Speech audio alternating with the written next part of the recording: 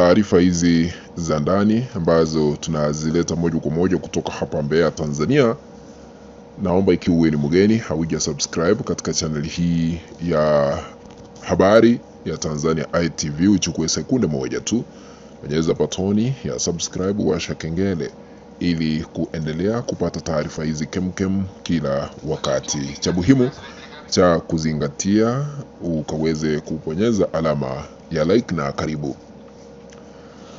Rais wetu hapa Tanzania Samia Suluhu Hassan yutabani na amezirai ghafla baada ya rais wa taifa jirani la Kenya William Ruto kumgeuka na kumzomea hadharani hapa Tanzania. Kivipi? Unajua, Waswahili walisema ya kwamba mgeni njoo mwenyeji apone.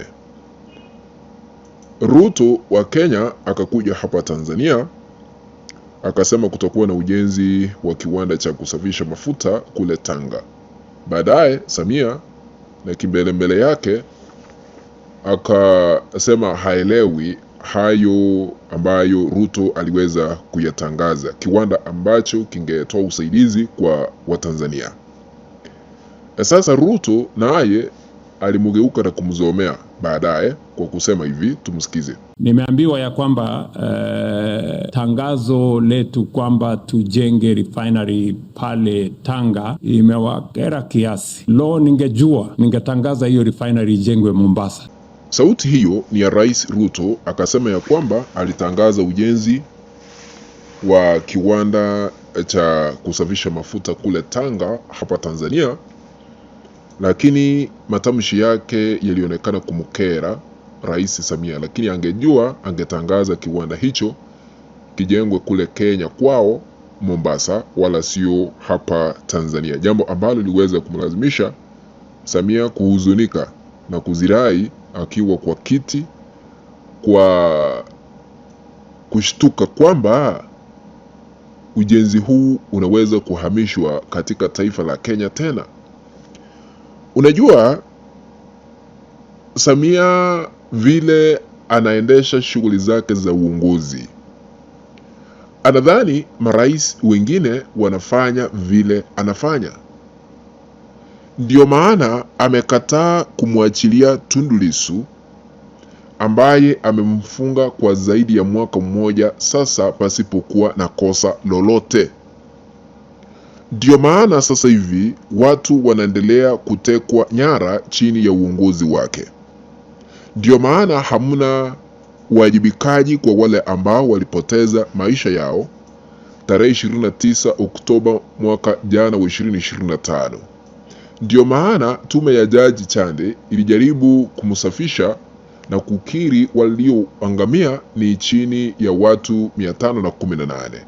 Uongozi wa Samia Suluhu Hassan ni uongozi ambao unamfaidisha yeye mwenyewe. Haoni vile Mtanzania wa kawaida anaweza kupata usaidizi, maana ujenzi wa kiwanda hiki kingejengwa, Watanzania wangefaidika kwa kupata ajira, Watanzania wangefaidika kwa kupata hata hayo mafuta kabla ya mataifa mengine.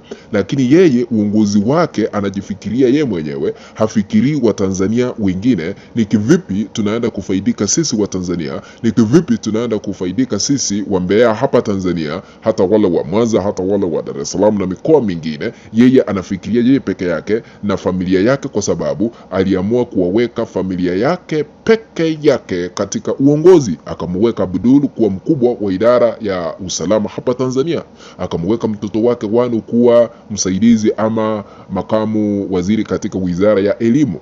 Mkwewe ambaye amemuolea ama ameoa mtoto Wanu, mtoto wa Samia Mchengerwa, akawa waziri wa afya, akaweka shemeji wake akawa waziri wa fedha. Yaani yeye anataka kujifaidisha yeye mwenyewe, hataki kusikia yale ambayo yanafaidisha Watanzania wote kwa ujumla. Ndio maana hata wakati wa uchaguzi tuliona akijitangaza kwa 99% ikilinganishwa na wale ambao wengine walikuwa wanawania viti za urais. Akamfunga Tundu Lissu, akamzuia mpina wa ACT Wazalendo kwa sababu manufaa ni yake yeye mwenyewe. Sijui, unajua uongozi ndio ni mzuri, lakini una wakati wake wa mwisho. Nani alijua kina Julius Nyerere ambao ni waanzilishi wa taifa hili wangetoka madarakani, si walitoka? Benjamin Mkapa wapo wapi? Jakaya Mrisho Kikwete ambaye mnashirikiana na yeye yuko wapi? John Pombe Magufuli kipenzi chetu ambaye aliweza kututangulia mbele za haki yuko wapi? Na hata wewe Samia, uongozi wako utafika mwisho. Na kwa sababu watu wengi waliangamia wakakufa chini ya ulinzi wako na uongozi wako, itakuwa kama mfalme Belshaza. Maneno yataandikwa maandishi katika ukuta menete kelite kesi kwamba uongozi wako umepomolewa. Tuliona hata aliyekuwa naibu rais kule Kenya, katika taifa letu jirani hapa Kenya, ambaye anaitwa Rigathi Gachagua, alisema ya kwamba Samia Suluhu Hassan ako na damu mikononi mwake, akaalika ICC imuvamie, imchukulie hatua kali za kisheria, kwa sababu inaaminika Samia alifanya madhambi. Samia alifanikisha watu kuuawa. Samia alifanikisha watu kupoteza makwao, wengine wakazikwa katika makaburi ya halaiki. Kufikia sasa hamna yeyote anajulikana alikozikwa. Kuna familia hapa zimekuwa zikilia kutendewa haki, hamna haki. Walikosa wenzao hadi kufikia sasa, jamaa zao hawajulikani walipo. Lakini kuna vituo vya habari vya kimataifa, CNN, Al Jazeera, PPC, huwa mara nyingi wanatumia picha za satellite, walituonyesha ya kwamba makaburi ya halaiki yapo katika maeneo mbalimbali ambapo inadaiwa Watanzania walizikwa. Wengine wakaamua wakazika viatu, wengine wakaamua wakazika picha, wengine wakaamua wakazika nguo, ishara kwamba hamna miili ya kuizika. Hayo ni madhambi ambayo yamesababishwa na Samia Suluhu Hassan. Ndio maana hataki kuona mazuri yakifanyika kwa Watanzania. Akasitisha shughuli ya ujenzi wa kiwanda cha kusafisha mafuta Tanga, Tanzania, baada ya huyu rais ambaye ni mwenyekiti wa bara la Afrika, wakati wanakuwa na kikao cha marais, William Ruto angeenda akae pale apendekeze kwamba ujenzi wa kiwanda kijengwe kule Tanga. Sasa vile alikasirika, hawezi kupendekeza kiwanda hicho kujengwa. Sahau, hamna kiwanda sasa hivi. Watanzania sisi tunalia, hamna ajira ya kutosha, tunapitishwa, uchumi ni mgumu, hamna hela. Mataifa yamekataa kutupea misaada kwa sababu ya uongozi ambao tunaona chini ya ulinzi ama uongozi wa Samia Suluhu Hassan. Marekani katufungia, hatuwezi kushika visa vya kusafiri kuelekea katika taifa la Marekani. Ni kwa sababu ya Samia Suluhu Hassan. Naomba kutamatishia hapo, tukutane baadaye wakati tumepata taarifa nyingine. Kwa hili kwa sasa, kama hauja subscribe na kuomba uchukue sekunde moja ya mwisho, subscribe na uwashe kengele. Kwa hili kwa sasa.